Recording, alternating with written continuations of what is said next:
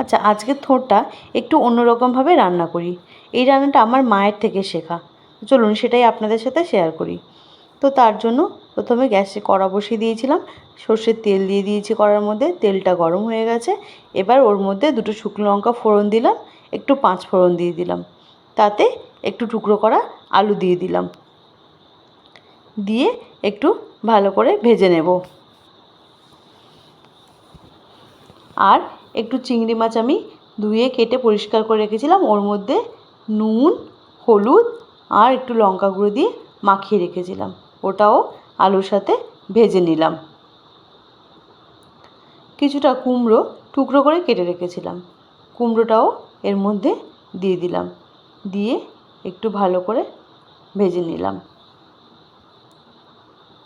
যখন রান্নাটা করছিলাম তখন সবাই ভাবছিল, বাড়ির লোকজন, যে কেমন হবে না হবে, খেতে পারবে কি না।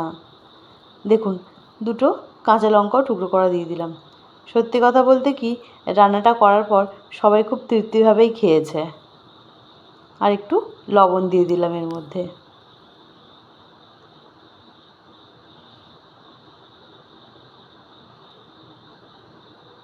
দেখবেন রান্না করে তখনই শান্তি হয় যখন কিনা বাড়ির লোক খুব শান্তি ভরে খায়। আর এগুলো কিন্তু পুঁইশাক ডাঁটা, আমি কিছুটা পুঁইশাক ডাঁটা ছাড়িয়ে ভালো করে ধুয়ে পরিষ্কার করে রেখেছিলাম, ডাঁটাগুলোও এর মধ্যে দিয়ে দিলাম।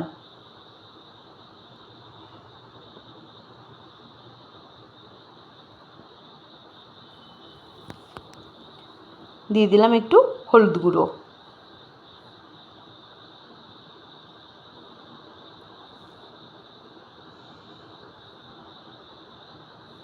এবার থোড় কেটে লবণ দিয়ে মাখিয়ে রেখেছিলাম, ওটাকে এর মধ্যে দিয়ে দিলাম,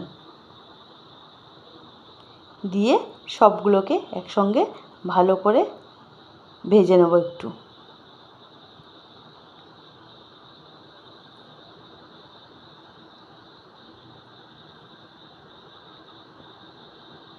ভাজা ভাজা হয়ে গেলে এবার এর মধ্যে একটু লঙ্কা গুঁড়ো দিয়ে দিলাম,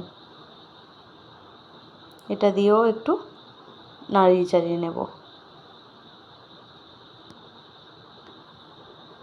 তারপরে একটু জল দিয়ে দেবো পরিমাণ মতো, দিয়ে এটাকে ঢেকে দেবো সেদ্ধ হওয়ার জন্য।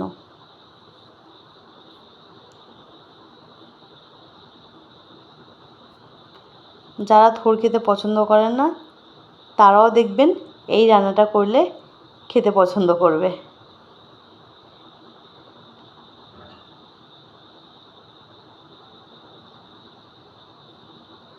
আলুটা একটু বাকি আছে, আর একবার একটু ঢেকে দেব।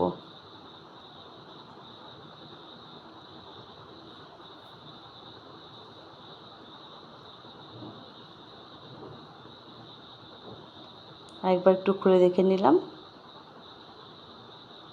আচ্ছা, এর মধ্যে একটু সর্ষে বেটে রেখেছিলাম, সর্ষে বাটাটা দিয়ে দিলাম, আর একটু পরিমাণ মতো চিনি দেব, দিয়ে এগুলোকে একটু ভালো করে মাখিয়ে নেব।